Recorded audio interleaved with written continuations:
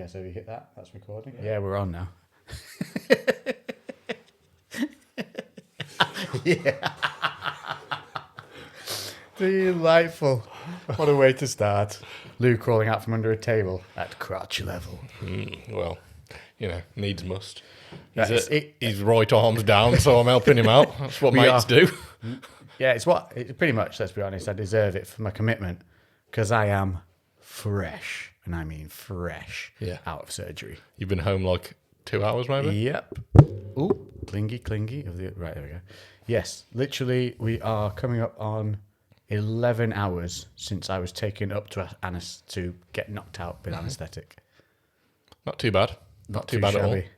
So, yes, today, for those who haven't been listening to the previous ones, I basically ripped my bicep off the bone. So I've had bicep reattachment surgery, and it's been good. It's been a complete success. Even better, the surgeon came in and said he was super, super, super happy with the way it went, which was a massive relief. And that's all you can ask for, isn't it, really? Yeah, and even said, and I quote, "You should be able to get that back to 100%. They shouldn't quote that. Like, that's something a doctor should never say, because that's like... It's a bold statement. It's a bold statement, but that's how happy he was with the condition in which the tendon was in and the ability for it to reattach. And he said the tendon was fine, because what it should have is some like thickening or hardening of some of the torn areas. Don't think it had any, because I've been smashing BPC into it since the injury. Yeah, I'm telling you, that's why. Yeah, that and healthy living, I guess. Yeah. I was gonna say that's gonna make a difference, I suppose. But what a statement! He's like confident I can get this all the way back. That's awesome. I'm gonna get back and bigger. Yeah, back and bigger. Because I'm contemplating joining Lou on his turt venture. Yeah, because this is a bit of a wake up call for me. Realistically, mate. I've got to come through rehab. I've got to do all that shit. May as well beast the body. Yeah, and utilize that to help me heal. Yeah, because it will. Let's not lie. Yeah, it's a definite. I need to sort a plan. It's a definite. Yeah, I definitely need to sort out a plan. I think everything got put on hold with me getting ill, and like I'm still not able to train properly 100%. And I feel like it's you need everything to be kind of in a bit of a rhythm. I'd say so. Yeah, it's silly if you do it just like on a whim, aren't you? Yeah, exactly. So hopefully, my goal basically is to get my fitness back up with my training, because that's the one thing. Since the chest infection, I'm just getting winded super easy, just out of breath all the time. So I'm really focusing on just general fitness, pretty much for maybe for the rest of the year, and then have a bit more of a transition into some more hypertrophy focused or even strength focused stuff, and then maybe jump on some turt. I'm going leg day every day. Yeah, biggest wheels ever. Yeah. Well, it's a kick up the arse to really start smashing legs and giving them a good. Especially now I've rehabbed as well the glute, and that's working properly. And I was doing really well with legs actually before this. I was getting in. I was able to hack squat, which I've never been able to do in the entirety of my life without having knee pain. I was doing it without knee pain. Yeah, because I've reset the mechanics even. Look at that! I've even got my hospital band still on. Should have done it in the hospital gown. Yeah. just there, still in your gown. I did have a butt out hospital, John. Did you? Yeah. But I had my pants on. Oh, sex. Disappointed. Male. Because I got the penis. That's not how it works anymore, mate. Did you not realise?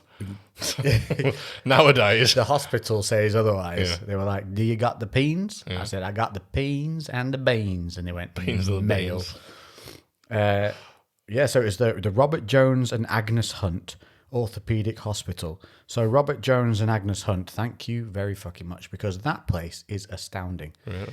It's one of the best in the country, and people travel to it from around the world. Yeah, and it's half an hour road from me.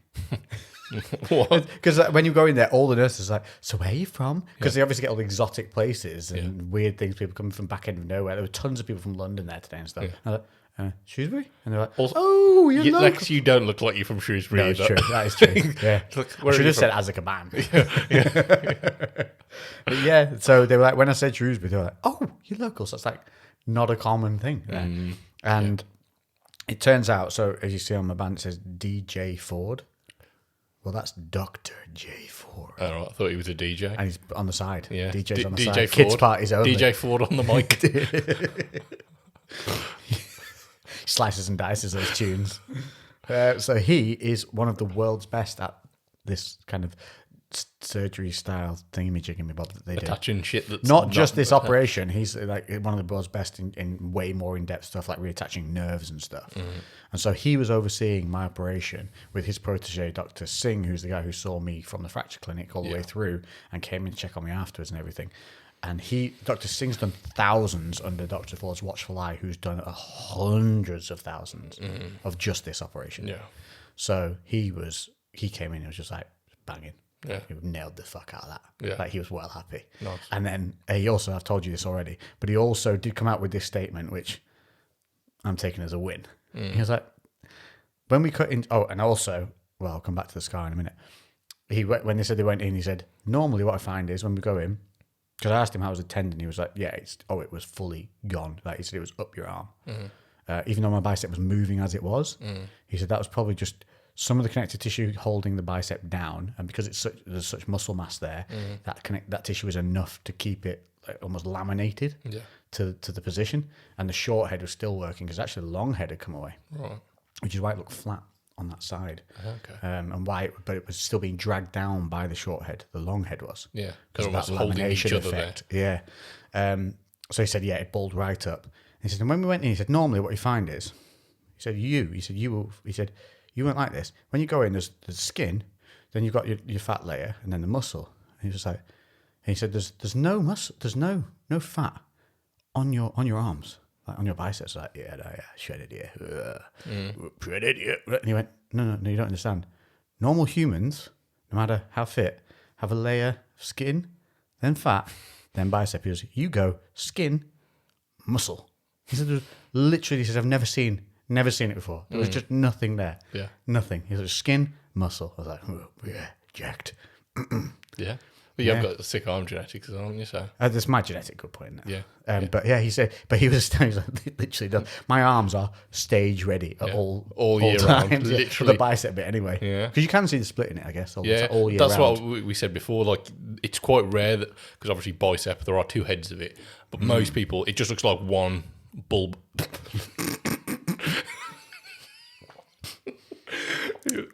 It just looks like one bulbous lump of muscle. Oh, sorry, I was just watching Lex attempt to drink his fucking juice with one straw, arm through a straw. And he was like trying to fish the straw into his mouth and failing miserably. It's like that scene from what's it called? The one with Will Smith where he's like, "You're never gonna know that," and he's all high on the the allergy medication. What is it? The one where he's the date guru? Hitch. Something like that. Hitch. I think just playing words, isn't it? Hitch. Yeah. And he eats the shellfish and his face swells up. Remember, and he's there drinking the allergy medication out of the bottle that they buy, and he's so high, he's just like with his tongue chasing this like, all right, but you're never gonna know that. I don't remember that. It's about the only bit I remember. Yeah. Anyway, we're saying that. So potentially, because there is literally no fat at all, that's why it's quite easy to see the split on your bicep. Yeah. Compared to, and we thought because of that split being so prominent, maybe that's what's protected it from both short and long head ripping away from the bone. Yeah, quite possibly. Because they're separate, they are quite separate in their function, like they're that isolated. So I've done all right. But yeah, the fact he said it can come back, and he genuinely thinks I can get back to 100%. I was like, you watch this space, mate. I'm only coming back to 100%. I'm going to smash your rehab records. And I even told him about the BPC. Yeah. Told him about the BPC. Told him about the TB500. And he's like, yeah, cool. He was like, yeah, seems like a good plan. Yeah. Obviously, can't prescribe. No, he's like, obviously, he said, obviously, I can't advise you on that, but yeah. So it seems, whatever, you want to do it. Yeah. He was basically like, seems good. Yeah. Without saying 100%, do that. Yeah, do all of that. Yeah. Definitely do all of that. There's been a few times where it's either like doctors or vets, and then we're like, well, I can't say you can do that, but you could do that. But do all of it. Yeah. So I'm really interested because the BPC 157, if you don't know, is a peptide, and it's a signaling agent for your body to uprate your healing process and keep it uprated for a longer period of time. Normally, I think we dissipate after 3 days. This keeps it going. You take it up to, I think they say the peak point is 21 days. But if you're healing something like gut inflammation, you can run it for like 6 weeks or so. Or operation level, I think same thing. You keep pushing through. Yeah. But for just kind of tendinitis and stuff, things like that, it's like a 21 to 28 days is optimal. So I'll see where I'm at after that. But that's the BPC, and what it does is it increases tendon, ligament, and muscle tissue healing. And the way it does that is it helps proliferate new capillaries and blood supplies to the injured areas. It also helps reduce scar tissue, inflammation, and all sorts of other goodies. But TB500 works, so BPC 157 is injury specific. TB500 is more systemic and basically helps your entire body stay at a higher function of recovery. Yeah. But what it also does is really focuses on a huge reduction in scar tissue. So you can actually heal way cleaner and faster with TB500 if you have a significant scar issue. You should have a word with Jake as well, because I know he's done quite a lot of research into removing scar tissue as well. So, because I don't know if his missus, she broke both her arms, and she's gone through multiple surgeries. And how'd she do that? Bike accident. Pedal bike? Yeah. Stupid things. Yeah, literally snapped both of her forearms, bone sticking out of them. You see, that's because they don't wear protection. Literally both forearms just... Because they don't wear protection and they're going as fast as a scooter. When you look at it, I think she fell from a height. Dangerous fucking things. They really are. Yeah. But anyway, and she's had multiple operations. Her last one wasn't too long ago, and he's done quite a lot of research into that. And obviously, it's something that's been useful because he obviously works with a lot of mixed martial artists, which have relatively high injury rates. Tons of MMA guys who use BPC. Yeah. They can't use TB500 though because it is actually banned. Yeah. IOC have banned TB. Yeah. But BPC 157 is still IOC free reign. Yeah, I do think it's mad when you're in an industry like that literally just fucks you up. Like surely something that, because it's not performance enhancing. No, it's ridiculous. It's just to make you more durable, so you can. It's simply the fact you can run TB5. Oh, so difference between BPC and TB500 as well is you load TB500 through the first 6 weeks, 5 or 6 weeks. Yeah. At 5 to 10 milligrams a week, depending on your body mass. Then after the first 5 or 6 weeks, then you'll have fish and a rice cake. And a rice cake. That's how my brain was doing it. And I'll have me rice cake. Then I'll have me fish. So you have your 5 weeks, and then so you get to the 5, and so you dose 5 milligrams per week. Yeah. You then half that dose for the next 5 weeks to 2.5, and then from that point onwards, around that 10 to 12 week mark, you literally take 5 milligrams a month. Oh wow! Not for longevity, and you can run it forever. What is the difference in what TB500 does compared to BPC? BPC is ligament, tendon, and muscle tissue specific. TB500 is a systemic recovery agent. So just any... it's any organ, tissue, everything like that. Okay. There's something else that it does as well. It doesn't focus as much on ligament and tendon.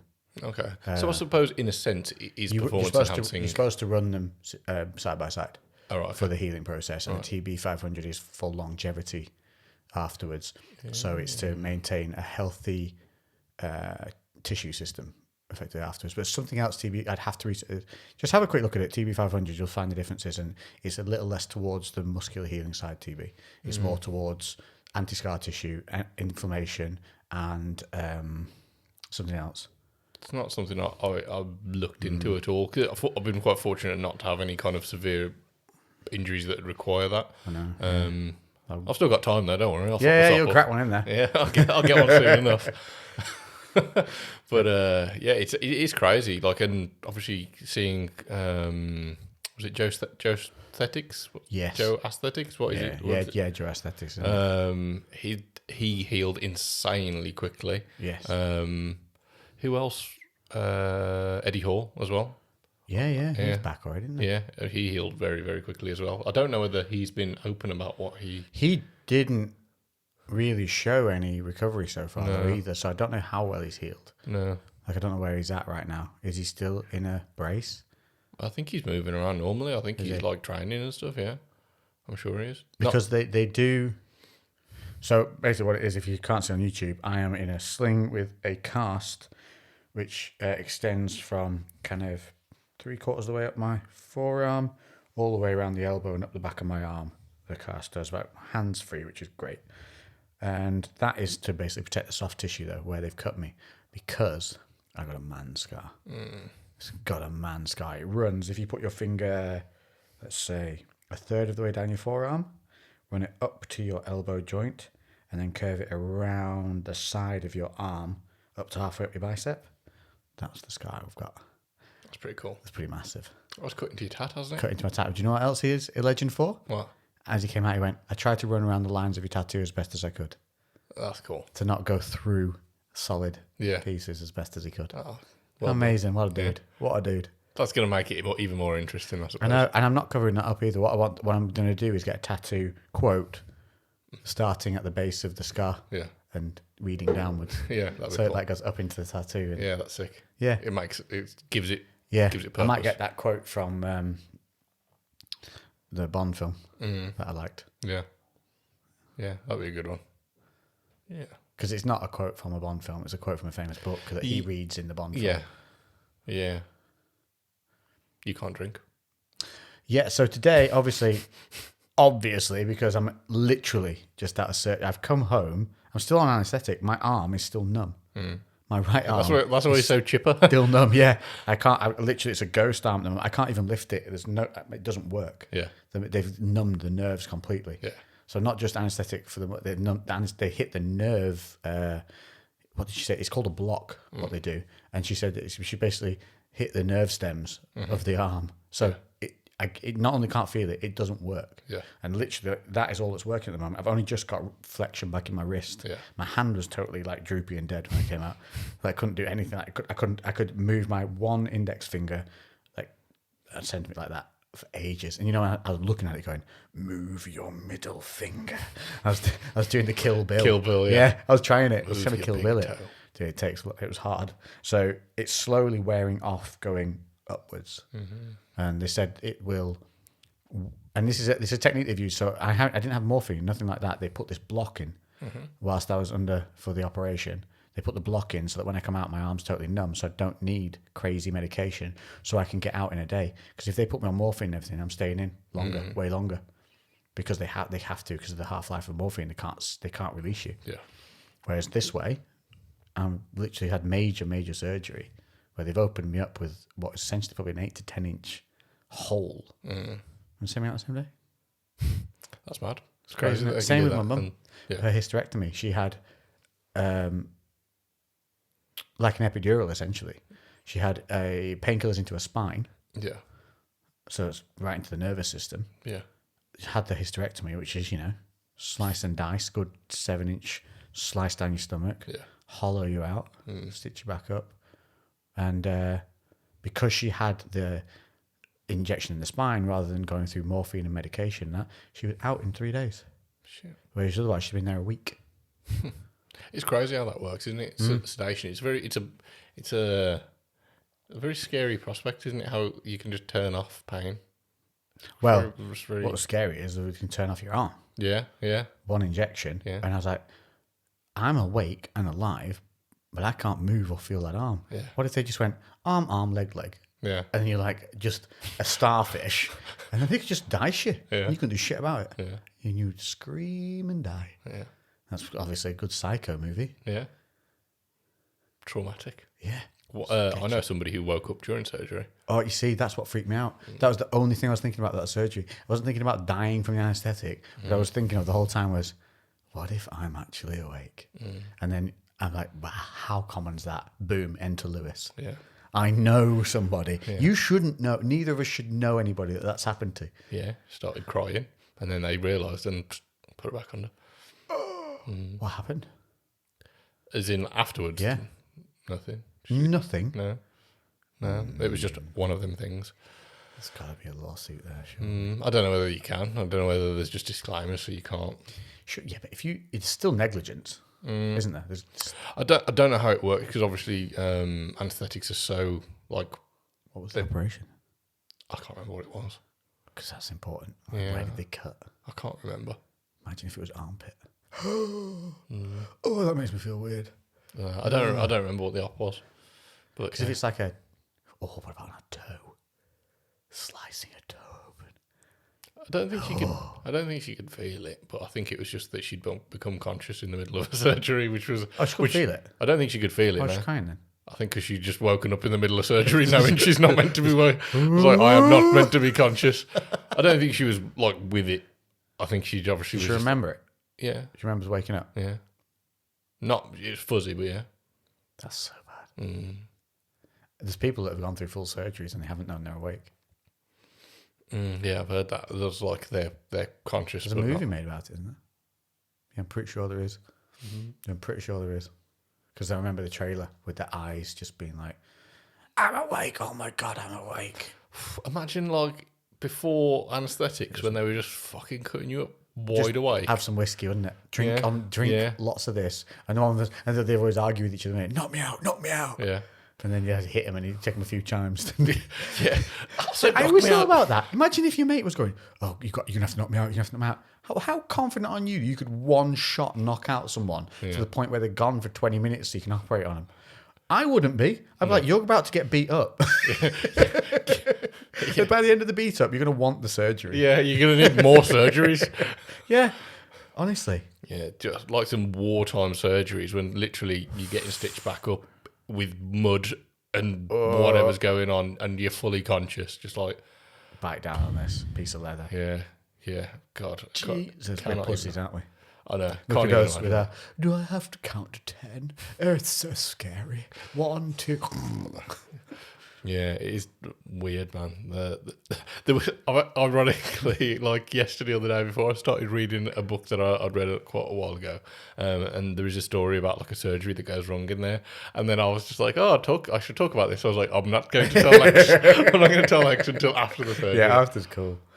Yeah, I'm going to pour myself a drink because Lex isn't drinking. Yeah, going back to some. I could have been the nice guy and just been like, I won't drink as well. But I also was like, fuck that. You were the nice guy because I said, no, you open the one you've brought because we've got a new one for you guys. Which, should we tell them what it was going to be? So we can wait for it for next week in case someone tune in. That might. It's got a fruit in the word. There you go. That's what you're getting. But it's a rum, isn't it? Is it a rum? It's a rum. Yeah. It's not a fruity flavoured rum though. No. It's just got fruit in the name. And Lou said, no, we'll drink that together next week. So Lou has gone back to some favourites. Yeah. And some of you might not actually remember these. Yeah. Well, you remember one of them, definitely. But I don't think many of you might remember the Twin Fin's beautiful blue bottle that's on the table in front of us. Yeah. It's like a sky blue bottle. It's honestly, every time I look at it, it makes me a little bit happy inside. It reminds me of St. Ives. And where is it made? Caribbean to Cornwall. Exactly. Coast to coast. It's Twin so Fin. clever. Yeah. Just screams Cornwall. Yeah. This is the one I'm going to have first because I forgot about this one as well. Yeah, it's good as well. And I really enjoyed it. It is really good. And we haven't you know how good it is because feel how heavy the bottle is. Not very. Yeah. Right. So yeah, I'm drinking on my own tonight, but get a cheeky pop in there though at least. Oh, is it good? Oh, that was that might match last week's pop. I know. It's because there's less liquid in there. There was more of an echo to the bottle. It's a good shape. Look at that lip though on the lid. That's nice. Do you want to smell it, or is that? Yes, I do want to smell it. And I'd like to also point out that we've also staved off having a cigar, which Lou brought. A nice one. We Cuban. Because they said not to smoke, and you were like, well, maybe I could. Yeah. And then we did a little bit of Googling, and apparently the tobacco can mess around with the healing it's literally process. The nicotine that we still would get affects the healing and increases infection rates, which I want to heal this I want to heal like a beast, so do everything I can. Yeah. Is that like out? Out as in what? Oh, no, it's all right. You saw nothing, right?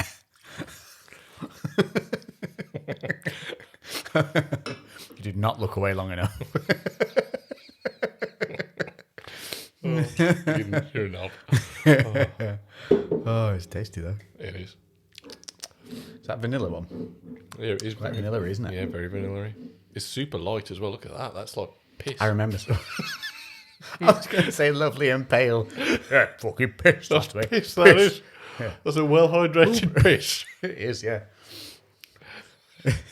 I don't know why my brain works this way. No, I don't know. Because you're about to drink it as well. So you're basically taunting yourself and nobody else. Tangy. It's got a rather acidic back note. It doesn't taste like piss. Tastes good. It is good, isn't it? Doesn't need any ice either, that bad boy. There's definitely a nice strong vanilla tone to it. But a vanilla, like a vanilla pod, is what it's proper pod bean tasty. Are they called pod beans or just vanilla pods? Podbean is what we upload our podcast Oh, to. it is, yes. Update on that one. I went on to upload the video version. So last week we've been given access to upload videos to Spotify, which is amazing because not everyone's got this as yet. And turns out it's the who I had to apply for it. When I applied for it, it's only limited to some certain companies that are able to do it for Spotify. So we're not currently using Podbean at the moment to upload our podcast, and that distributes it across all of the networks that you guys listen to it on. I upload it personally to YouTube. To get it on Spotify as a video is a company called Anchor that do it, and I thought I'd be able to upload the video and link it to the audio of the podcast, but it's not the way it works. What it does is it uploads the video on Anchor, it separates the audio from that video, and then loads both up as an option, audio or video, obviously, because it would have to, I assume, because they would have to be timed perfectly, and they're not going to upload separate audios for separate, because it'd be different. You'd have one audio would be and wrong, one wouldn't non-audio. they? You're supposed to be able to on Spotify. You've got to be able to switch seamlessly. Between just sound or video, which obviously we should have thought of last week because they do differ slightly sometimes. So we're contemplating now switching so that we've got the supplier that can do the video. Yeah, it would be great to be one of those early ones that are on Spotify. Oh, 100% it's going to be worth it. So the next one, if you are following us on Podbean, which we haven't talked about Podbean, so not many of you are, but still some of you found us on there. We are probably going to switch the upload sites that we use. Anchor's another big one, though. I think Anchor and Podbean are the two biggest. Are they? Two biggest. I'm shocked that Podbean haven't been able to do it. It seems stupid. It seems really daft to be that behind. Yeah. Well, I suppose.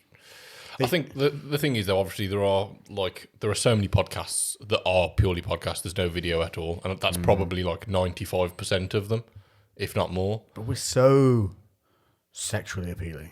I know it's really unfair to not let people see us. So hopefully this one will get up, but I'll have to obviously sort out the Anchor account. We do have one. I don't know how available it is, or what we can do, what we can upload, what our limits are, and all that jazz. Yeah, we'll have a little look. We'll have a look, and hopefully you're watching this on video now, talking about this thing that you no longer need us to talk about because you're watching it. Yeah, fuck these idiots talking about. Shut up and move on. Yeah, so we will. Yeah, we will. What are we moving on to this week? Are we moving? Are we doing the breakup chat a little bit of? We could do. People have been asking. I've had still more questions. Oh, really? Can I also say thank you to every single person, the hundreds of you that have sent me messages on Instagram. It's overwhelming. It's beautiful. I will spend probably tomorrow sitting down. I'm going to voice message a lot of you guys back because you sent me really heartfelt messages. So you might be getting a voice note from me and probably some rude joke at the end. I can't help myself. But one person did really put me in perspective to quit any hint of bitching that my brain might have wanted to come up with. Yeah. It was somebody who's, I haven't spoken to him before because it went into my, pending request message. So if you message me on Instagram, what happens is it goes into a subfolder essentially of my inbox, and I have to go in there, check the messages and allow them through. So they're almost, it's like a nice spam folder. Yeah. / filter. Yeah, it's basically. So it's not spam, what you guys are sending me, but it's this same. It's a filter folder. Yeah. It's a better way of describing it. So this person I hadn't spoken to them before because they were in the request, because the moment that you speak to somebody, it automatically puts it into your general or, what's the other one you've got on there? Primary, is it? Primary and general, yeah. So it puts you straight across, and then when you message me again, I actually get notified of a message on the little symbol, but the ones that come in for requests, they don't notify you of. I have to go in manually and look. And they sent me this, and it just started normally saying, wishing you really well with the surgery. You're going to get through this fine. You're fit and you're healthy. And fully believe you can get through this. You'll be good. And I was like, that was nice.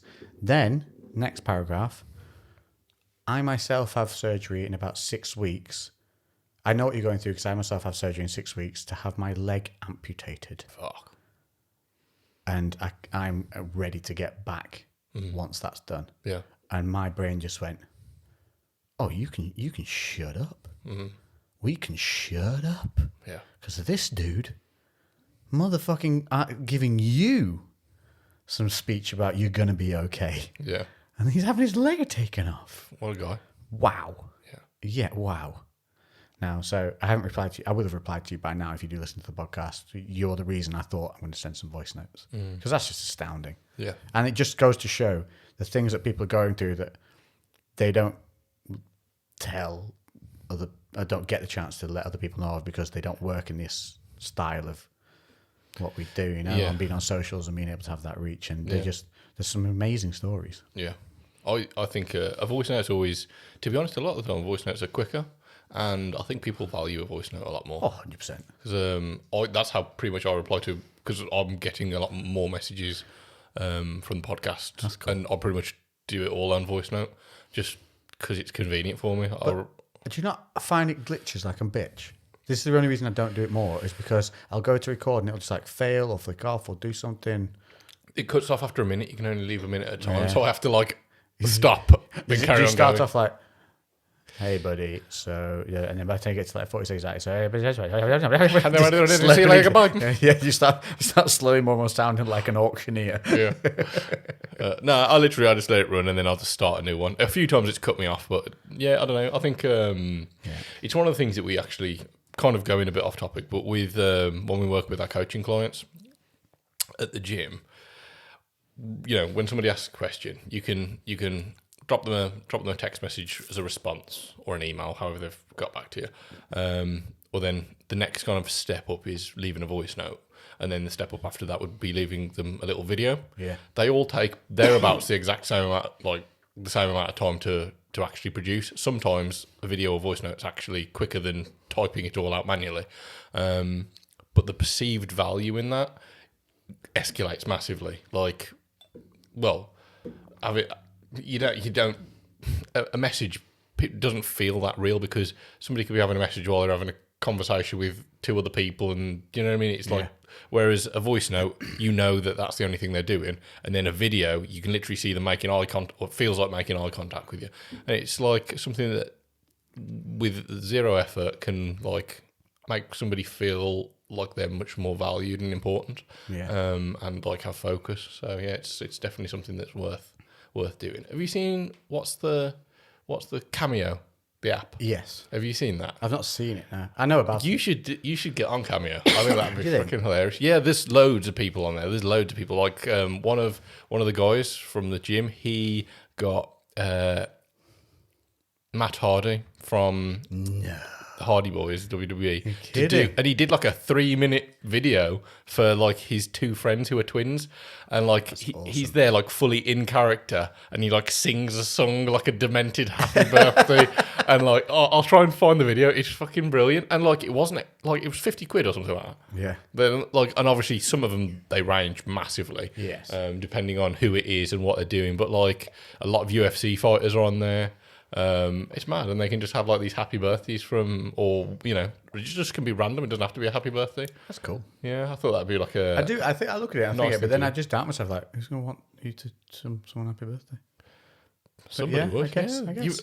Mate, why would you have like 1 million people following you on YouTube? Yeah, true. Like they obviously like to watch your shit. It's just that self thing, isn't it? Where he's like, who would really want that from me? And I should stop doing that. I do it a lot. The thing is, what it does is, because obviously you on a daily basis you couldn't just respond to every single person who ever wanted to have a conversation with you. No, because you've obviously got a living to make, and you need to produce video content and like loads of other stuff. But then it adds a little bit of value to that, so you could charge to send off a little video, and it's whatever your rate would be. But the person who wants that more would happily pay 10 quid to just get a personal message to them, or it's probably more than likely be presence, like someone's partner knows that they're a big fan. I have had it, and I've sent voice messages and stuff like that on Instagram for people and whatnots and things, and little video messages. So I have already actually done it just for nothing. I was gonna say that's what I mean. Like there's a limit to the amount that you could do for nothing. Yes. Whereas that, it just means that. Oh yeah, they because the specific dates has to be done, and sometimes to do it, or I've missed it or whatever. Whereas that way, I suppose, it's in some form of booked diary done. There's honestly, mate, there was loads of them, and they've got some like not quite A-list, but they've got some like big celebrities that do it. I know I've those, watched some of them, and they're literally like, who was it now? How'd you watch them? So you can go onto their page, and they'll show you like a few examples of what they've done. But yeah, like there's some like quite. I know people like Steve-O and stuff do it. Yeah. Oh yeah, the Jackass like crew do it. Yeah, there's loads, and again, I think they're quite reasonably priced for something that's like, if you're a fan of somebody and you've never met them and probably will never have a chance to meet them, having that little bit of connection. It's a really cool gift. Yeah. Imagine if you could get a wrestler for a kid to send a birthday message. That'd be really cool. I remember I watched a couple of like Randy Couture's and Chuck Liddell's, and Chuck Liddell was like singing happy birthday to somebody, and he was just like chilling with a beer singing happy birthday to this guy. I was like, how fucking cool is that? That's pretty cool. Yeah, you should look at that, man. I think that'd definitely be. We'll have a look at it after this. Yeah, that'd definitely be like worth it. Someone would have some interest. Cheesy Halloween movie of some kind. Yeah, maybe we'll look at the what was it? Dream Wishmaster. Wishmaster. Yeah. Well, we're going to get to the breakup thing. We really will. Team tangent. Honest, we're just. Oh, did you see? Did you get sent a quick T-shirt idea? Which ones was this? Peggy The bra? Toodle Pip one. Yes, with the finger. Yes, it's Peggy bra. I quite like it. Yeah, I did. I didn't quite understand why we were giving people the finger. And then he said, "But it's just funny because Toodle Pip's so gentlemanly." And then there's the hashtag middle finger on there. But I think there's definitely something there. Yeah, I liked the style of it. So that was cool, because we did ask you guys last week if anybody's a graphic designer or designer of kinds wants to send us some ideas for T-shirt prints and things. Then we will have a look into it and incorporate you if we use it. Yeah, I think. Yeah, it's Peggy bra. Yeah, Peggy bra. He does make me laugh on a daily basis, this guy. Who is it? Yeah, Toodle Pip. So it's like Toodle Pip written in what's like a... how do you describe that? It's almost like Scrabble letters, I suppose, but like kind of a bit more childish. Yeah. So it's Toodle Pip, and underneath is a red Mickey Mouse finger, hand giving the middle finger. Is it a hashtag in the middle of the glove? It or is, is that just cartoon markings? I think it might be just the markings. I think it is a hashtag, but it's cartoon markings. Yeah. I don't know. It's cool, and the hand is red, and the writing's white background with black letters. It's kind of cool. I would rock that. Yeah, it is. It's just simple, and then just the CREWCast thing on the back. I think because that's meant to be like the same, the front and the back of. Oh, I didn't go deep enough to go into the back. Front. So the back has the would CREWCast. just literally just. I think we'd probably just put the microphone on. I was going to say, just need the mic. We wouldn't need the whole thing. That'd be cool. Or even, I don't know, could potentially get a hem tag. Yeah, we could, Just sewn in on the bottom or something. We should sort that. Yeah, let's start looking into it. So many people keep messaging about it. Yeah, so we should do something. Make a limited number of them. If you want, I can look at getting that sorted. If we've got some rough ideas for a design, I can just run that through the stuff that we do with BCB. Polycotton blend, long line. I think scoop neck. I'm not too fussed. Or we'll teach you all how to get a pair of scissors and chop the neck off. Yeah, I think maybe something that's a bit more standard, and then you can customise it a little bit more. Because I'll cut the neck straight off it. Yeah, because then you could. I've mastered that now. Yeah. Every Gymshark basic T-shirt that I get now, I just cut the hem of the neck straight off. We're using some tailoring scissors. Automatically, this was like a different piece of kit. Yeah. And everyone's like, why'd you get the top? It's like the most basic Gymshark one, and you just chop it up. Yeah. But because you don't, it's basic as well. So if you fuck it, it doesn't matter. I tried. Yeah. But it didn't cost you 40 quid. Yeah. It was like 16 or whatever it is. So, when you're in sale, Black Friday sale coming up. Oh shit. So that'll be a good time to get some stuff.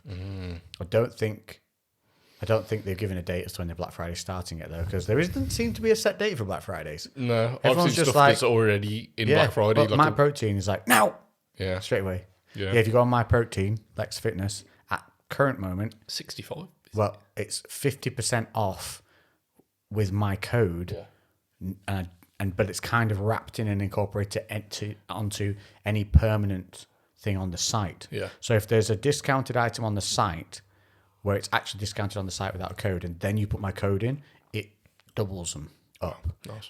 But it goes off the main price discount. It's off the main price, not the sale price. Right. So you get the sale price plus mine, so it adds up to mine plus a further discount, which is a lot.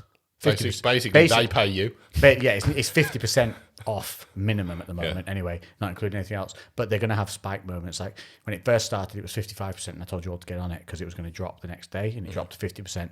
I don't know if it scales the drops as it keeps going. I don't know. We'll see. We're getting updates daily. Fair enough. So yeah, Lex Fitness, My Protein, and there will be no codes for Gymshark. It's just they drop their prices on the site, and you've got to get them before they sell out. So just be ready for that one. I don't think it's going to be till probably mid-November though, or maybe not. It might be announced earlier, and probably I can't remember when they did it last year, but it'll probably be announced within the first 2 weeks, and then you'll know when it's going to drop. It's fucking chaos, isn't it? When it happens, it's insanity. Like you just can't even get on the site. They can't stop the site crashing. Every year it crashes. Yeah. Every year, and they get bigger and bigger, and the site still crashes. Well. I suppose there's worse problems to have than having such a rush of people trying to get the internet, which is effectively the infinite universe in a digital form, can't handle you. It's pretty good. It's pretty good going.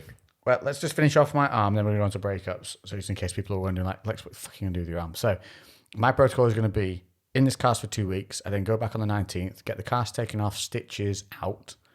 The cast is only on actually to protect the soft tissue, to protect that gaping wound that would have been there that's been now obviously sewn up. So the cast is actually not too much to protect the tendon. To protect the tendon, my arm just needs to be kept in a bent position. So the brace does that job after 2 weeks. The brace has a 20-degree range of movement in it.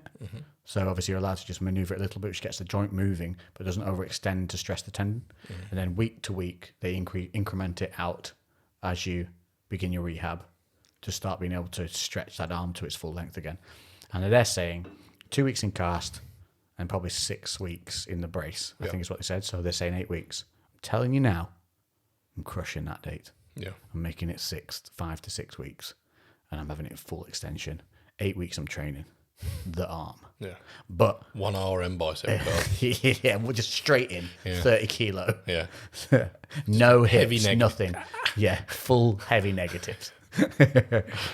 But in the meantime, I asked him, I said, can I train other things? And he looked at me like, what are you about to say? I was like, obviously, machines, volume, no lifting with this arm, no doing anything with this arm. Obviously, I went, oh, yeah, that's fine.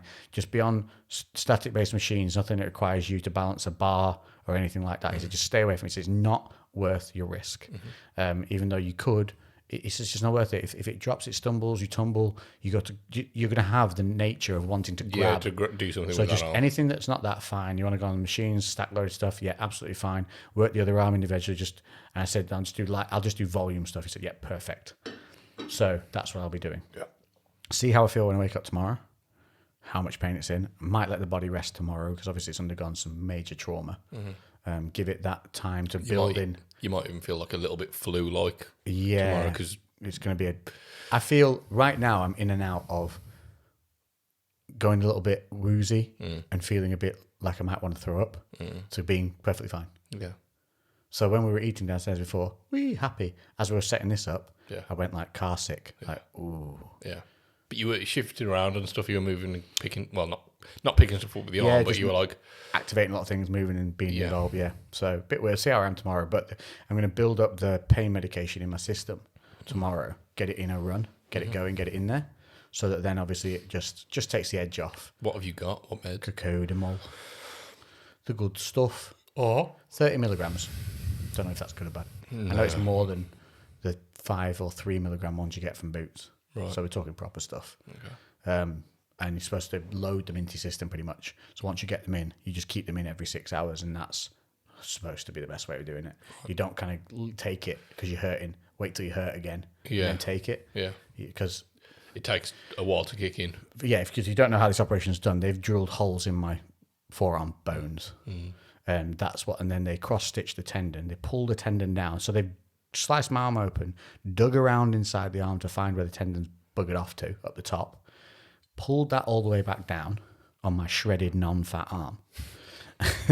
Then they've cross-stitched through the tendon, and then they bring out 2 of the, I'm going to call them wires. It's probably wrong.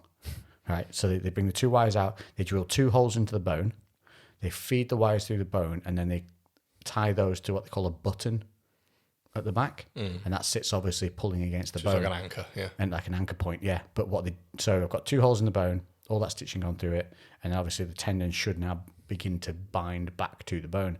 What they haven't done is what some do is they drill one big hole, pull the tendon through, pull the tendon down, pull the wire through the hole, stitch lines, whatever, stitching through the hole. Then they screw in through the hole to pin the lines.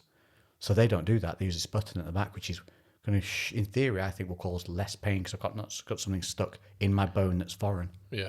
Yeah, it's literally, it's like free moving. Yeah, and that bone will just start to heal over. Yeah. Yeah. It should do.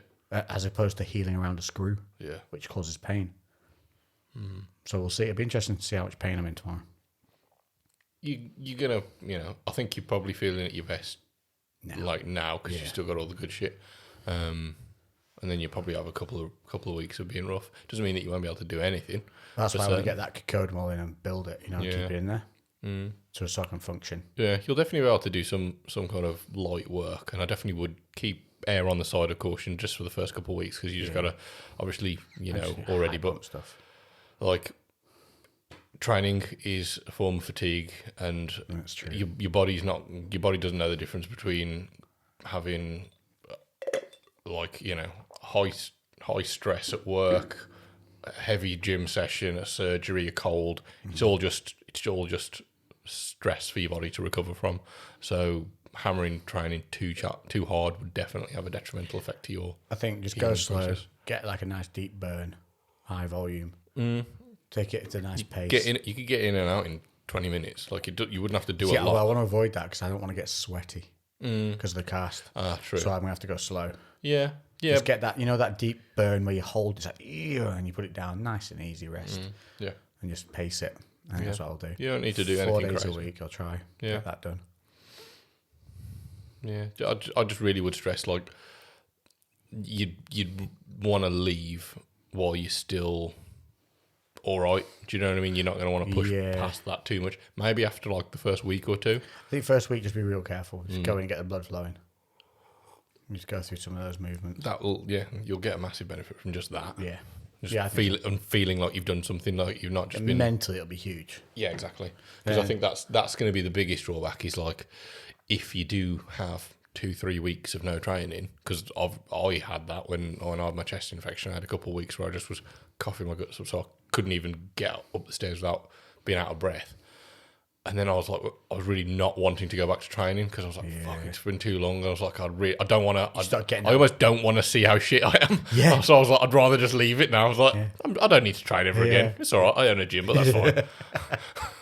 It's mad, you almost like, just don't want to see off it. Makes you do that. It's crazy. Yeah, so that's my plan anyway. 4 or 5 when the brace is on, I'm just going to be a jab machine. I'm going to go on the bags. I'm going to keep my right arm up like a guard because it'll be bent, and then just jab and move and just get my cardio in a bit that way.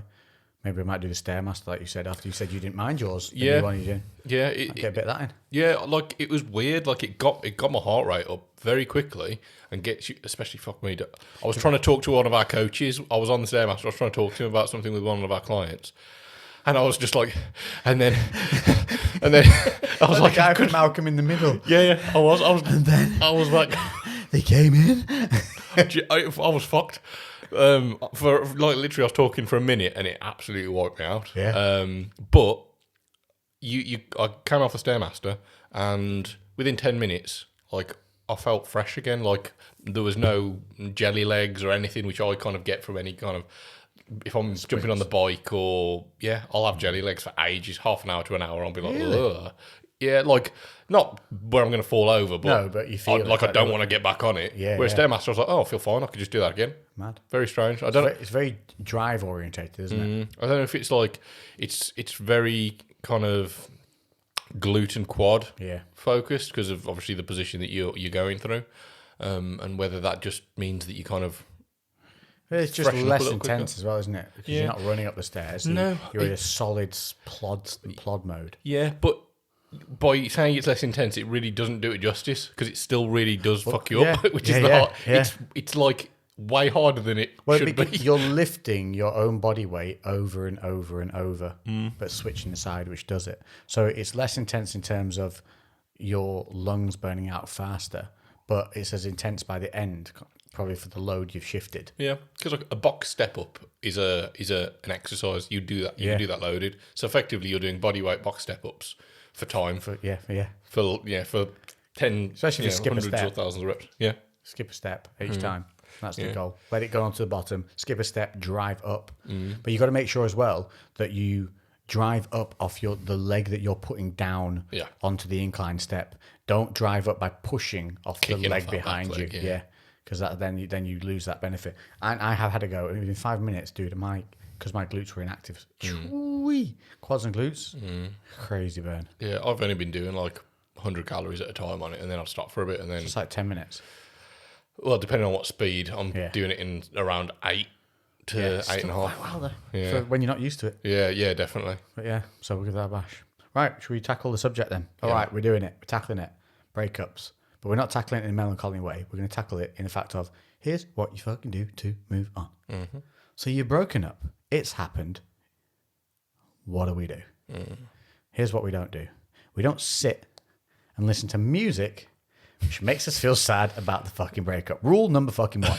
Yeah. No sad movies or music that immediately makes you think of the relationship you are now no longer involved in. Yeah. There's that kind of inbuilt need to wallow, I think, and you do your best to avoid anything that is gonna just kind of bring on those wallowy feelings. Just don't. Gotta catch yourself. Yeah, and also distractions as well. It's not avoiding it, but speak to your friends that you haven't spoke to in too long because you've been busy with the missus or whatever else. Yeah, like focus on friends. That's going to be one of the major things. If you ain't got no friends, go make some or go and do Bring stuff. your family, do something. Go outside, go back to a club, go to the gym. Get out, just get out. Do something that is a positive to you, for you. Yeah, like anything. If you're, because people will do it and they'll find themselves sat at home, not going out, not wanting to do anything, sitting and just watching to the music. Yeah, listening to music, watching films. And if that's where you're at right now, just fucking chuck some shoes on, put a coat on because it's cold as shit, and just go out for a walk. Yeah. Like literally just get out, and that's the best place to start. Get out of the regular dull environment. Realize how big that fucking world is that you're now walking around in, and how ridiculous it is that you think in that giant universe that you can't even see the end. You can't even see towards the ends of that. You think there's nobody else in that giant universe for you. Don't be so stupid. Yeah. Look how huge it is and where you are. Yeah, I think keep in perspective for people as well that whatever happened, because every situation is going to be different, it's not a bad situation. It's a lesson that you've been able to learn from. And that is going to then put you in better stead for the next relationship that comes along in however many years. You know stuff now that you did not know before that relationship, whether those be red flags to avoid, whether they're things about your own personality that maybe you feel like you should be working on in your downtime. Because also when you're in a relationship, it is more challenging to better yourself because you're a bit more wrapped up in the other person. There's a lot more factors going on. Focus specific. When you're alone, you really can turn your eye inward and use that time to better yourself. Yeah. But use that knowledge that you've gained from maybe some of those nasty experiences in past relationships to be like, okay, I know this is a trait that can come out in me when I'm in adverse situations. How can I try to improve that? That's like one of the main things is doesn't just apply to breakups. I think this applies to everything, every shit situation that comes about. There's a lesson to be learned. Like you only really learn lessons from things going wrong. Things going right doesn't really teach anyone anything. No, that's true. Yeah, winning all the time doesn't help you get better. Yeah, you don't learn anything. Yeah. There's this like because in like basically all scientific studies, what they do is they just try and find problems. They've got a theory and they're gonna test it until it's wrong, and then they make a change, test it until it's wrong. Because I don't remember exactly what the quote is, but it was like you could see 1 million white swans, and that does not prove that there are only white swans. but you see one black swan and you know that there's not just white swans. Yeah. So you like that one thing that breaks the rule 1 out of a million is far more important than the million other before it. So basically learn from your mistakes. Yeah, it's really true, really true.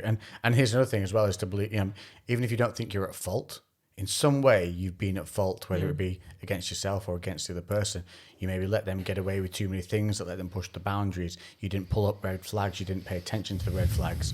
You allowed yourself to deny feeling a certain way because you thought it was silly or things like that. There are faults that you've made that have led to it being an unsuccessful relationship. Or if you've maybe, not or, and if maybe the relationship has been a very bad one, like obviously abusive of any kind, whether it be psychological to physical, and you're away from that now.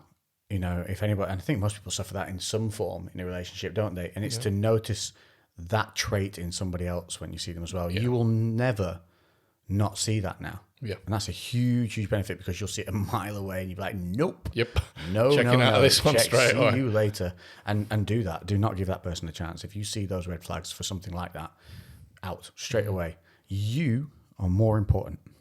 And what you also need to understand is that this one thing that's happened to you, this breakup, doesn't define you or your future at all in any way. Like Lou said, it's a learning curve where like you said, turning inward, best thing I did. Yeah. When I had that time to myself, it was to work on, what do I want to do? Where do I want to be? What's my focus? Yeah. And then if somebody else fits within that focus, that's what I'll allow. Yeah. But that's only what I'll allow. And anybody that pulls me from that focus from this point on, or pulls me from these goals, or pulls me from that, nope, not having it. No more. People have that a lot, and that is a common theme that I see. I keep talking about coaching clients today, but with some of our coaching clients, they used to be in shape and then met a partner who didn't train. I've got something to say about that later as well. Remind me about training and partner. Okay. Yeah. And then obviously, priorities change. Then some of them have kids, and then the kids become the priority for years. Yeah. And then before they know it, they've had 10, 15, 20 years that have passed by of them not looking at them not being a priority, not even being close to being a priority. Themselves. Yeah, it's been others. And then they're in such a shit state because they've been putting everyone else first. Yeah. And they're fucking miserable, and they've let themselves go, and some of them have done damage that's going to take a long time to kind of get back from. But people think that prioritizing yourself is selfish, but how are you meant to care for anyone else properly if you aren't looked after? Yeah, it's not selfish. It's probably the most strengthening thing you can do. We're not talking about vanity. We're not talking about staring at yourself in a mirror. We're talking about prioritizing your, how do I put this? Your, what is it? I want to say wellness in life, but there's a saying. It's my brain refusing to give it to me. What is it? God damn it. Would have been perfect. It would have summarized my vitality. Point. I don't know. Yeah, it's something like that. Basically, how much do you value the life you're leading? Is it of value to you? Is it enjoyable? Are you happy when you wake up in the morning? Because if you're not, you need to address it. Because I think as well, when people are looking at prioritizing, whether that be their partner or their kids or whatever, you're not giving them your true self if you're so fatigued or ran down because of not looking after yourself. They're actually getting a worse version of you. Yeah. So it's also important that other people understand that you value yourself and that you are not just a facilitator for their needs. And so by showing that you value yourself and that you have these things that you will do for you and they are for you and you're going to have that time for you, that then sends a message that these things that I prioritize for me are mine and will be done, and you will be, yes, I will help you, but it will work around me, not me around you. Yeah. And that's something that I think a lot of people, if you've gone through a breakup, if you really look at it, one of you was one of those people in that relationship. Somebody worked around somebody else and you weren't. And I think what's really important is you need to be living independent lives. Yeah. And people keep saying that, no, you should. Yes, you should. If all you do is wrap yourselves up in each other, that's too much pressure you're putting on a relationship. You need to have separated lives.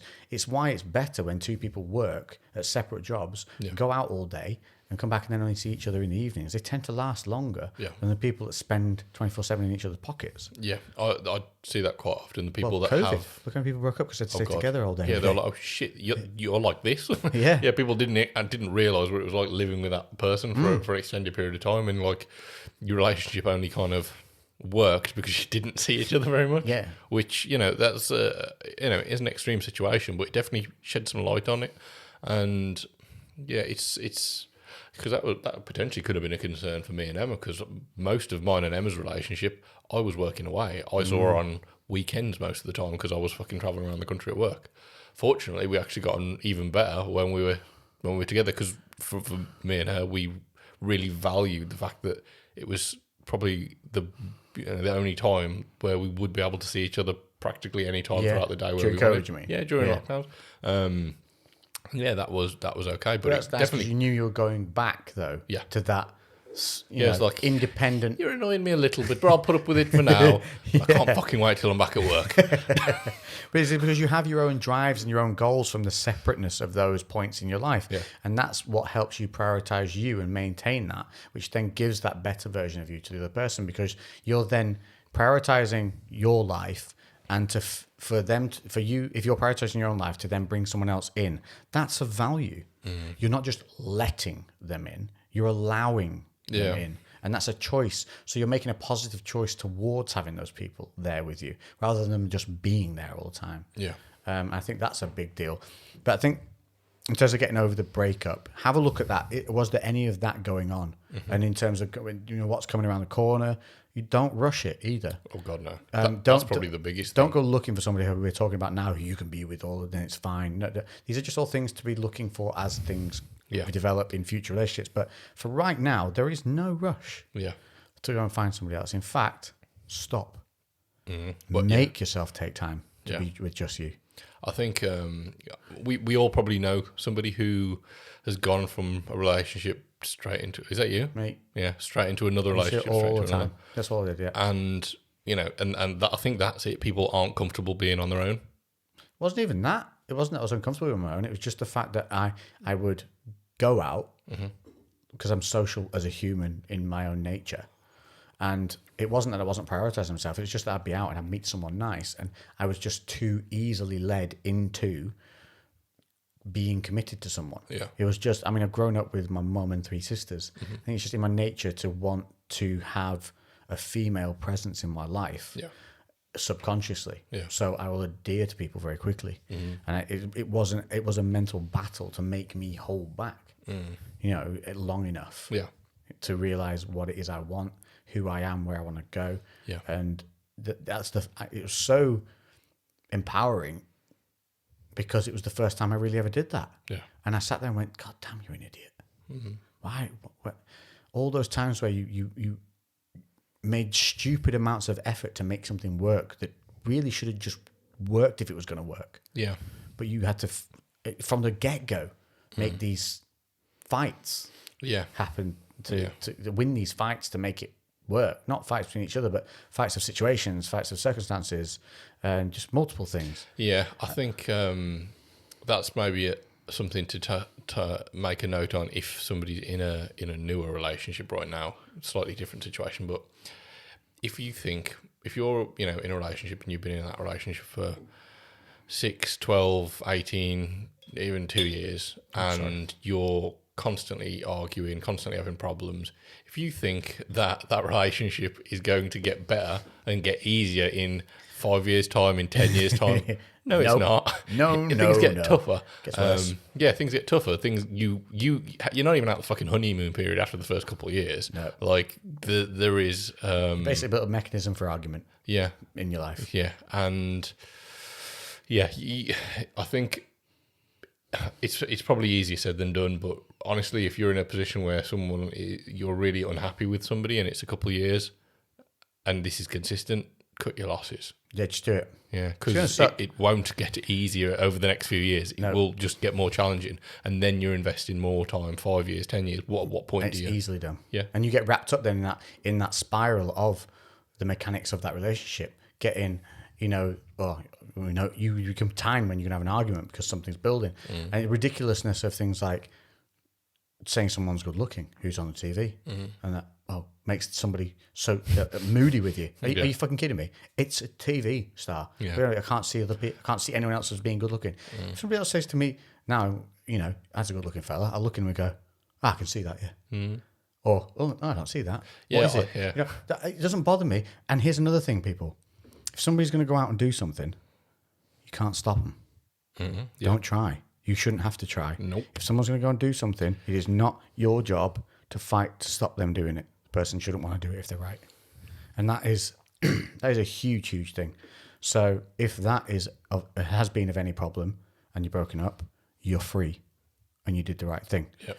If that is going on and somebody is that way, leave. Yeah. Leave it now. I'm telling you, just listen to us from experience. Leave. And here's the thing. We told you this before, but whether you missed it, your brain functions on a different level when it comes to memories of relationships.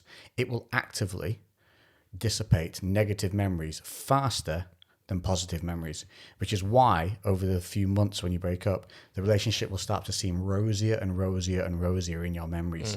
All the good, because the negatives, your brain literally erases them faster. Yep. And it's a coping mechanism that we've evolved to develop.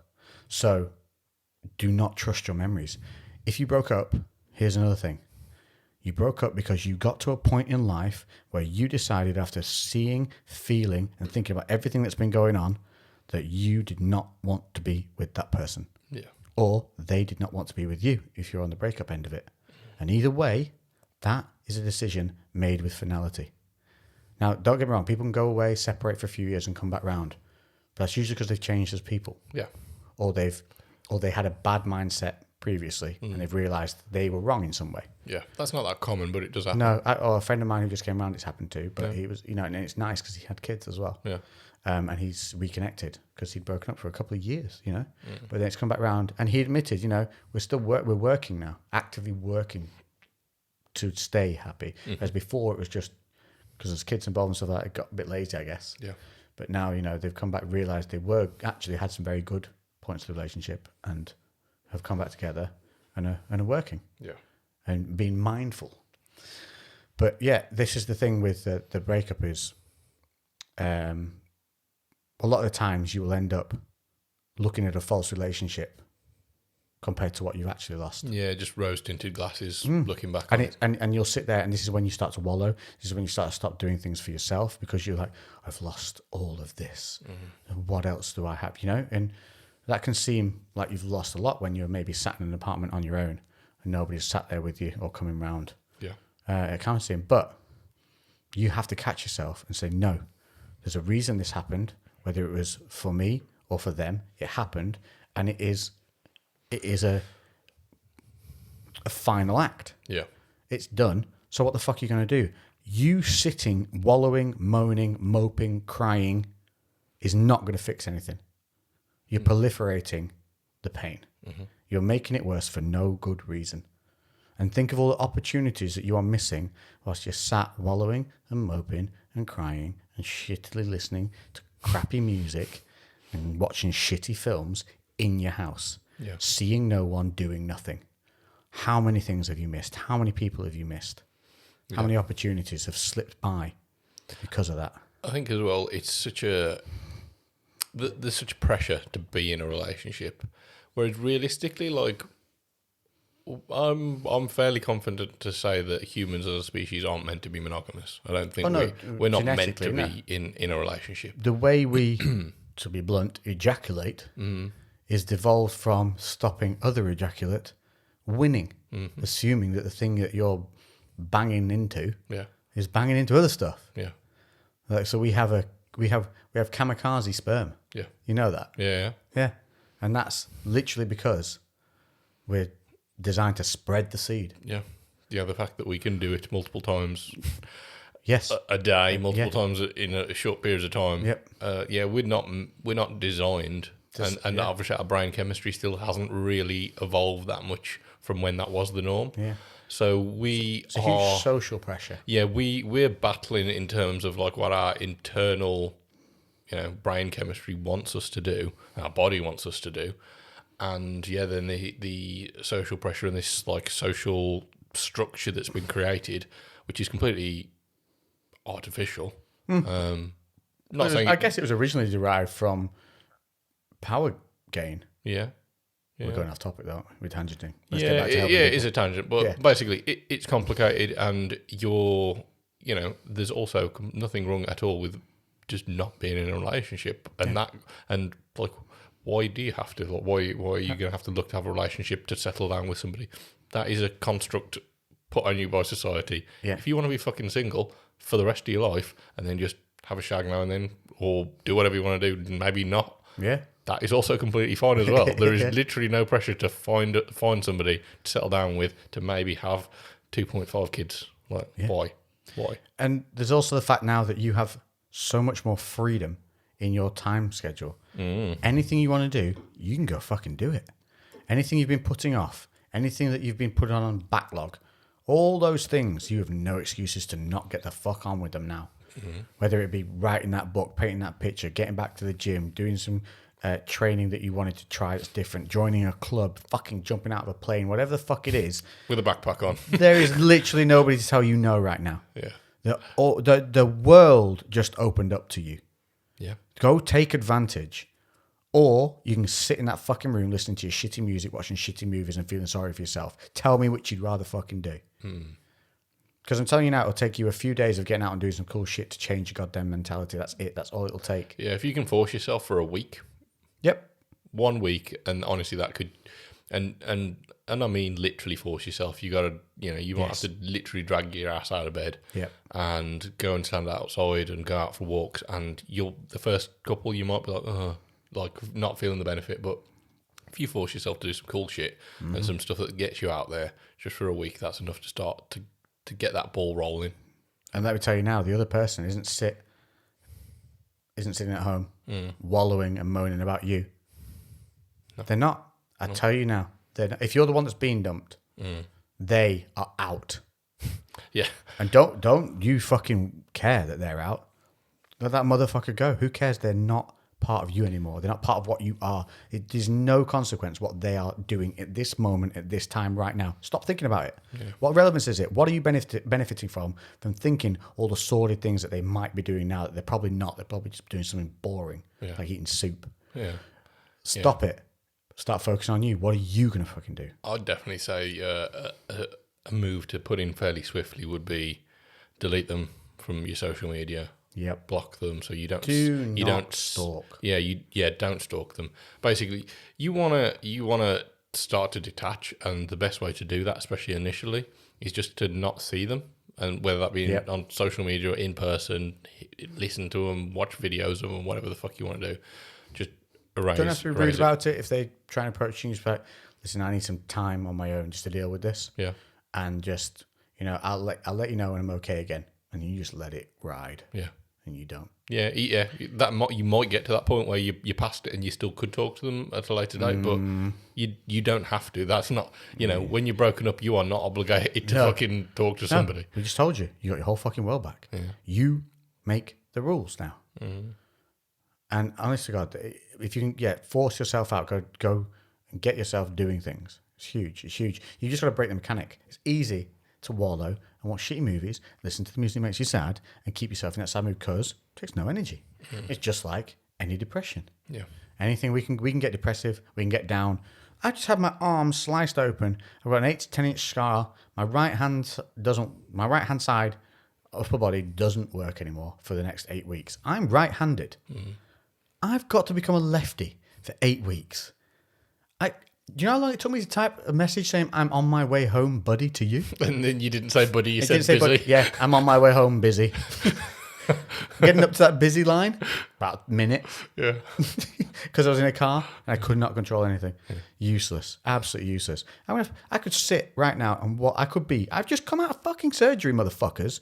I could be sat downstairs worrying about my pain, worrying about my arm, sat pandering to this, I've just been in surgery. I can't move my hand, my arm does it. No, what am I doing? Recording a fucking podcast for you guys because I said I would and I wanted to get myself back into a mechanism of being active and doing something productive. Yeah. And I made a commitment. If I am, my only commitment was, if I'm not freaking loopity-loop from the anesthetic, I'm doing this. Yeah. And I'm fucking doing it. Yeah. Committed to it. Well, that's it as well. One of the things you said to me is you wanted to make sure that as soon as you're out of surgery, you start off on the right track. Yes. And that's what this is. Like, the podcast for us, it's to actually record it. It's not too hard. You know what I mean? It's just us sitting down having a chat, and it's a good time. But it's something that's productive. It's something that kind of it gets the ball rolling in multiple ways. And it's a good time. Yeah. Yeah. Taking my mind off the shit time. Yeah. It's huge. Yeah. Leaves me. And when I turned up, my mate Mark was here. Was he here? He wasn't here when you came. No, I didn't see Yes, him. I turned up. He surprised me. Didn't even know he was coming. Nice. He rode down on the motorbike from Manchester. Son of a bitch. And as I walked in the door, he was just right there smiling at me. I was like, you motherfucker. You lovely motherfucker. That's it. Thank you so much. Cheered me right up. Like, brilliant. smile on my face and walk back in the door. Yeah, and then the smell of the motorbike when he left. Yeah. Oh, you know, you'll know when the first time you go to buy a motorbike, Yeah. the smell will be something you notice. And it will remind you forever, every time you smell a motorbike, of that first time you went to buy a motorbike because you were going to do it. Yeah. And that's, he drove off and my brain went, oh, I need my bike. Remember those times? I was literally walking back up the drive just going, oh, that smell. Like, it fueled me. Ride one-handed. But yeah, I said, but then it fueled me like, right, we're healing this motherfucker. Yeah. I'm riding soon. Like, we're getting back on the fucking bike. You're not keeping me off these things. You're not stopping me doing what I want to do. And this is how you should be feeling after a breakup. You will not stop me from doing what I want to do. You will not stop me from being the person I want to be. You gotta say that to yourself. Fucking get to a goddamn mirror now. Look at yourself in the face. If you've been sat watching shitty movies, listening to shitty sad music, turn it all off. Put something fucking cool on. Gives you goosebumps. Go stand in the mirror and go, I will not let you stop me being the fucking person I want to be. Talk to that past you, the motherfucker that's wallowing. Yeah. And get rid of that fucker too. Yeah. You're dumped as well, you prick. You're fucking You dumped. miserable dick. Yeah, if you got dumped, go dump that wallowy motherfucker of your version of yourself. Yeah. Right now. That fucking man. You wake up tomorrow, you have a fucking plan of action. So here's what you do. You make a list. Yeah. List of shit you want to get done. And you do it. And if you don't do it, you feel fucking stupid about yourself. Yeah. Because you've no reason not to. Yeah. Just literally, we've spoken about this a fucking million times. Yeah. Just set yourself little tasks and start with the easy shit. Build positive momentum. The little tasks lead into the more, the larger tasks, but the point of doing them, and the task can be anything. Going out for a walk, that can be a task, 100%. That's on my task list for tomorrow. Yeah, Get up in the morning, go for a walk. Yeah. So I don't sit down and start feeling the pain. I want to get out and get my body moving. Yeah. Because if I teach my body to get moving every day, it will ignore the pain more. If you sit and allow the pain to be the dominant thing that your body's dealing with, Yeah. you'll feel it more. If you get out and get moving, your body realizes, oh, we're up and about. Yeah. We need less focus on the injury because we got other shit to be Yeah. focused on. It literally does work like that on a I was biological going to say, level. there's On a biological actually, level. there's studies on that, and it's people's like pain tolerances during different levels of activity, and there was like completely sedentary. There was sedentary with like mental stimulus, so like they were doing like quizzes, and that made a massive difference. And then there was physically active, and then I think there was physically active and mentally stimulated as well. Oh, wow. And basically, they all incrementally reduced pain. Yeah. Because you have to have you ever done something, hurt yourself somehow, and then like thought it hurt, and then looked at it after, and then like seen, oh shit, I've just cut myself open, and then it hurts way worse. Yeah. That's your brain. That's your brain that's made that. It hasn't all of a sudden started hurting more. So pain's, it's a perception. It's perception, yeah. And with meditation, people can people can completely block out pain, but even your average person can make be active. Get the focus on other things other than this one problem you've got going on. And it's just what was the other one that there was something? Oh, that was it. They say if you hurt yourself and limp, they tell you stop limping as soon as you fucking can. Yeah. Get it moving normally. Because if you limp, you're building a mechanism of a limp. Yeah. And you're actually reducing you're increasing your recovery time. Yeah. So don't limp. Yeah. And the same with your relationship. Stop fucking limping your way through life now. Yeah, and the same thing applies to that pain, like physical pain and mental pain applies the same. If you sit there and do nothing about it, that focus on that pain. That mental pain is going to be much larger. If you stay mentally occupied and physically occupied, that is going to be you can either sit and focus on it, make it an overwhelming feeling of something you can't conquer, or you can get out and mix shit up and dilute it. That's all it takes. Like you said, going for a walk. It's anything that just takes your mind off this singular focus. Any other things we can talk about? Little tips and tricks we've done. Well, the one for me was, the big one was me realizing that single moment doesn't define you. Yeah. At all. Like, and the world is now free to you. Your time is yours. You have opportunities like never before. Yeah. Yeah. Fucking reinvent yourself. Fucking go wear that shit that they didn't like. Go do all that stuff that they disliked and wouldn't let you do. Or like tutted at you for. Fuck them. Go be you. Let that person out. There's somebody out there who will love that person. Yeah.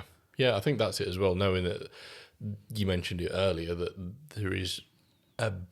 there's billions of people on a planet, and the idea that you're not going to find somebody else who's going to match up with you, and the person who might match up with you perfectly, you're probably never going to see them, but you'll find somebody you might get in that 90% range. Yeah, there's probably tens of thousands of people that are in that like 90% range. There is no perfect person. No, well, there isn't one. There might be one. There's enough people. I don't think there is. There might be one. I don't think. No. I think that we are all eventually, no matter how perfect something is, if you spend enough time with it, whether it be an inanimate object or a person, you'll find fault. Of course. So I don't think there is a perfect. But humans are too complex to have like a perfect match in every way.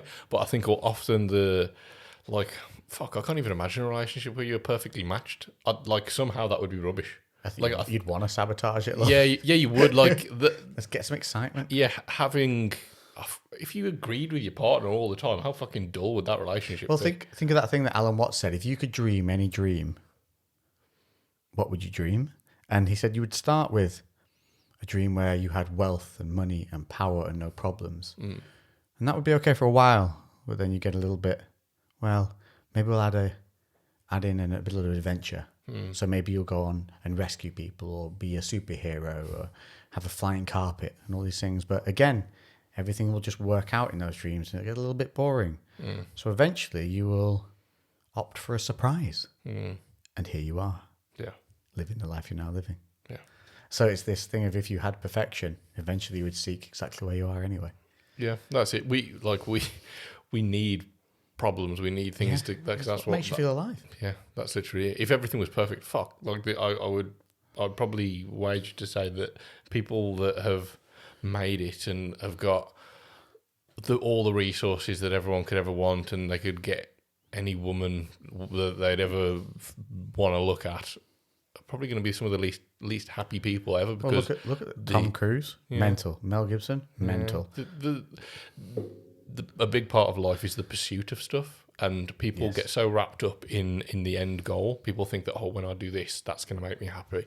When I finally achieve that, that's going to be the thing that kind of makes me, that like unlocks my freedom for the rest of my life.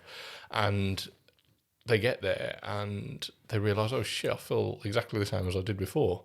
And the thing that was actually keeping them going and motivating them was the chase. Yes. And inevitably you have to have something to chase after, because why would you want to be stagnant?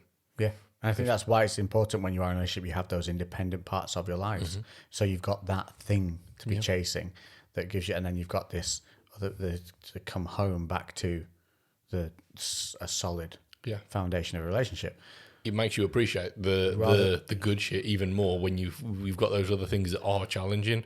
You know, if there was no challenges, you wouldn't appreciate the mundaneness of life. It would be very fucking dull. If you are with someone as well, they should allow you to go out and chase those dreams and chase those challenges. And what they should be is a support mechanism for when you fail. Yeah. Or for when you succeed. They should be able to enjoy that with you. You know, this is the purpose of a relationship, not to be each other's defined point of success. Yeah, and at all, and that's what happens. I think that challenge as well. Like, I think we made it sound like it's got to be something grand, but you could literally just want to be the best you could be at crazy golf. That could literally be it. Or like going to the gym, riding your motorbike, whatever it be, just your thing, or several things that you really enjoy doing. Playing Xbox, just wanting to get the best skill to death ratio on Call of Duty. Like, that could be, and if that's your thing and you want to do it, like, if you've got something that you can chase after and like keeps you excited, always keeps you coming back. Yeah, stick with it. Yeah, stick with it. That is a good one. And there's something else I was going to say then. Oh, remember about the training. don't, like you said. Oh, yeah. Somebody else got with somebody, they didn't train, and they fell off, and it works both ways. One, if you're into your training and looking after yourself, don't let someone else, and I've seen this in many, many relationships, don't let someone shit on you for that in a subtle way, where they tell you don't need to go to the gym, so you already look great. All of this shit, all these little things. I look great because I go to the gym. Yeah, you look great, yeah, but they're doing it because they don't go to the gym, and they want you to sit with them, and they want you to sit and do nothing with them, and they want you to sit and eat with them. It's a selfish thing they're saying that to you for. They're not saying it for your benefit, they're saying it for their benefit. It's actually to pull you down and away from that thing that takes you away from them. It's actually making you better. Yeah. Some people even do it because they fear the other person is going to get better looking and even better and attract too much attention. Yeah, especially if they've made a change in their life to get fit. Yeah, I've seen that quite a few times. Where of times. People's partners, two people that don't train, and then someone gets into it and their partner really pushes back. Yeah. Because even though they're literally doing something that's going to extend their partner's life, they're literally going to live longer, be healthier, happier, and they're going to get to go out with somebody who's more attractive because they're, objectively better looking, and they're pushing against it, saying they don't want them to do it. Yeah. Because they're changing. Because they're scared. Yeah. They're scared themselves. And it's their own insecurities. And rather than deal with their own insecurities, they'd rather just keep the other person down. That's a big one. But my other one is this as well. Don't be into training yourself, then start going out with, and it's probably this way around, guys with girls. So the guy picking the girl. Don't pick a girl who's not into the gym and then try and drag her into the gym to get her to look a little bit more gymish. Yeah. Because if they're not naturally into training or naturally into sports, or enjoying that, it's going to be a point of contention over time. Yeah, 100%. It's going to be a point of contention. And I've been guilty of that. Yeah. I think if they are actively asking you to do it, then yeah, maybe.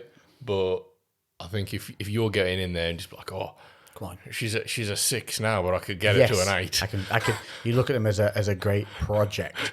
Don't do that. Don't project people. Don't do it. It's selfish, and it's only going to lead to something negative. I really think that can apply to other aspects of a relationship, though, not just training. Like that's what I mean in any aspect, the project aspect. Yeah, if they're just like, oh, he's good, but he's a bit lazy. Maybe I need to do that, and then be like, oh, but I can whip that out of him. It's like, no, you can't. No, you can't. You might be able to temporarily, and then he's gonna get bitter. And then it's going to cause arguments. Off my back. Yeah, you're going to end up in that situation. Yeah, it's the same thing. Like if you're getting into a relationship from the get-go, eyeing up the changes that you can make to the person, fucking find someone else. But it might be something that's built into your method of going out with people. You've made this mechanism where you're looking. Oh, well, I don't need to find someone perfect because I just need to find someone I can project. Yeah. No. I need a lump of clay. Yeah, that's it. Don't start doing that. Mold them into what I want. And this is where it's important to take that time out and realize what it is you want to do and where you want to be, and somebody will fit into that same vein of life once you get into it. You'll find people along the way that adhere to the same things that you adhere to, and that's what's important. And that's why it's important. You get out and do the shit that you want to do and learn the things you want to learn, because that's where you're going to meet the people that suit you. How are you going to find the people that like what you like if you're not doing what you like?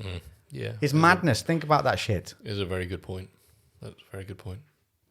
I think that was a good finish point. Yeah, I think we've done quite well. It was a good statement point. We could go on for hours about this, but the main things you need to take away from it are that do not sit and wallow. Don't allow it to happen. Don't do it. Just don't do it. I need some time. No, you don't. Get outside and go do other stuff. That's your time. Yeah. And you'll soon see how you didn't need the time when you start doing that. Don't try and project someone. Don't let yourself be a project. What else would we say? Make sure that you're focusing on you during this time off. Don't jump into something else just for the comfort factor. Yeah, cut ties as well. Don't stalk, cut ties on social media. Do not stalk. It's going to be the most tempting thing. Don't do it. Yeah. What do you expect to accomplish from it that's going to be positive to your life? Yeah, I guarantee the only thing it's going to do is make you feel shit. That's it. The only thing. That's it. So it will 100%. Bite the bullet, block, delete, whatever you need to do. Yes. Mute the chat. Mute the posts, mute the things, whatever it is. Yeah. Don't have it there. Don't go searching for it. Don't look at it. You're moving on, and you're going to be better. You're going to be better for this in the long run. Reach out to people around you that you're friends with that you don't see enough. Again, keep yourself active.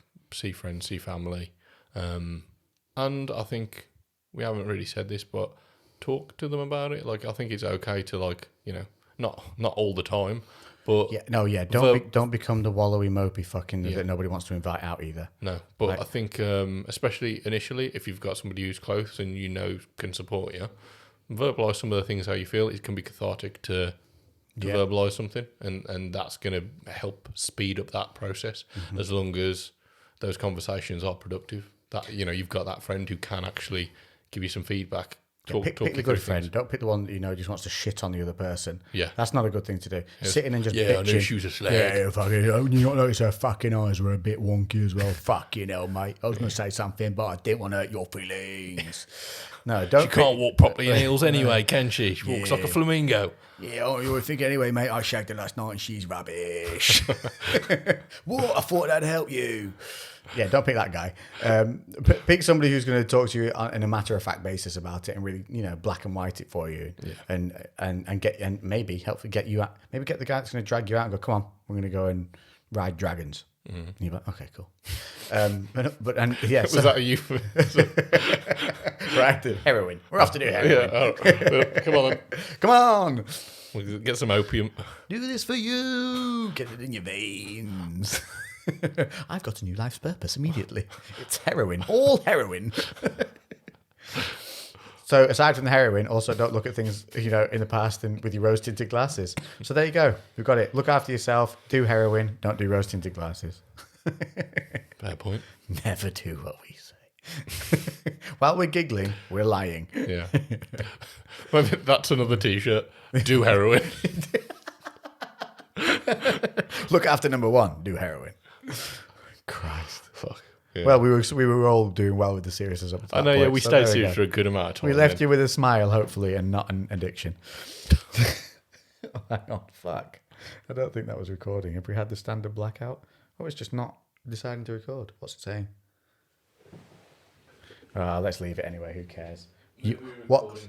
What's life without a blackout on this show anyway? Well, yeah. Something stopped. We don't know when. No, I do know when. Recently? Because the card is full. Oh. There we go. Well, okay. So there, it's our call to time. Yes. So there you go. I hope that has helped. And so we'll update you next week. We'll see how the arm goes. Going to get back into training this week. Getting out, doing my walks in the morning. Task lists are set. Where you gone? Yeah. We're just You're back on, right? training. I'm back training. I had a couple of light sessions still, but I'm actually feeling a lot more human this week. I actually was productive and felt like I got a lot more shit done. So I can feel the positive momentum building. I am actually doing my fucking toiling next week in the bathroom. So everyone who asks me about the bastard bathroom, next week on Tuesday, the toiler is in. I'm working with him for the majority of the week. He's hoping it'll be done in 4 days, so it might run out into next week a little bit, but closer. Yeah, we'll see. Closer to being clean. Yeah, and then I'll be able to have a fucking shower. So hopefully, maybe not. Yeah, maybe next week I will be having a shower. We'll get the Q&As back up and running next week. Obviously, this one's been a bit mad with the whole surgery thing going on. And other than that, thank you all so much for the lovely messages you've been sending through. Honestly, I know you might send them thinking, I should just do that because he's not feeling. They legitimately made my week and everything better. Just reading all the messages, it's so nice. Just positive, loveliness. Really is beautiful. So thank you all so much, and well done for making. This can be a really shitty place, an amazing place, like it should be. Yeah, for sure, definitely. I also had quite a lot of nice messages as well. Not about surgery, about how good I looked as the Crow. You did look good. I had so many messages about that. How good was the picture I put up with? Yeah, I know. Yeah, that was sick. That was. I sent you that, didn't I? Yeah, you did. You got it. Yeah. You should have that on a canvas. You should get that put on a canvas. It's cool, isn't it? Yeah. It's a little cool. Yeah. Well, that's it, people. You're listening to this on Monday. It's Friday. I have not received my Robocop arm, so we'll have to make this human one even better than it was before. Make your own energy. Have a great week. Leave behind in the last week what was shit. Bring forward what was good. And we will catch you in the next one. Toodle pip. Toodle pip. You're going to have to press stop on that because I can't even reach it with my gim palm. I'm like a T-Rex. Like a T-Rex with an itchy nose. That's right, you get on those hands and knees. Is this the same again? Yeah, hit the stop button. That one? Nope. Is it that? There you go.